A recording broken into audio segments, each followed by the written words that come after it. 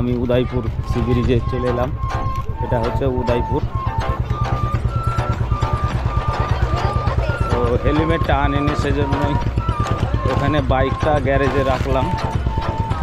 এখানেও দেখছি বাইক রাখা হয়, তবে না বাইক নিয়ে বলে যাওয়া হয়। তবে দেখি উদয়পুর সি ব্রিজটা এখনও দেখি কীরকম, তারপর তালসারি যাচ্ছে কি না যাচ্ছে তখন জানাচ্ছি। এই যে এটা হচ্ছে উদয়পুর সি ব্রিজ।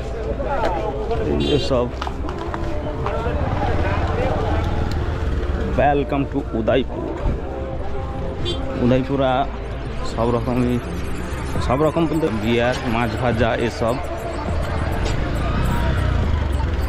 এসবগুলি অ্যালাউ আছে, তাছাড়া অন্য অ্যালাউ নেই। এটা হচ্ছে উদয়পুর সি ব্রিজ। এই যে দেখতে পাচ্ছেন উদয়পুর সি ব্রিজ।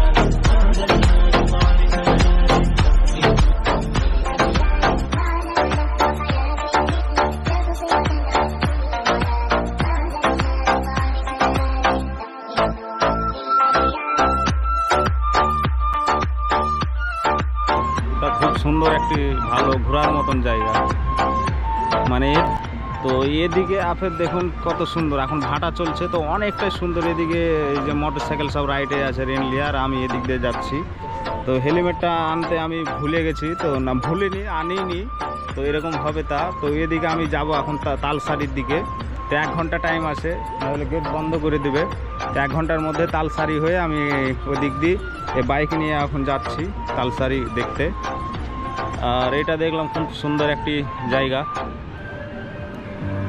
ওগুলা দেখতে পাচ্ছেন সব প্যান্ডেল খাটা আছে, তিরপল টাঙা আছে, ওগুলা সব ফুল এনজয় করছে সবাই।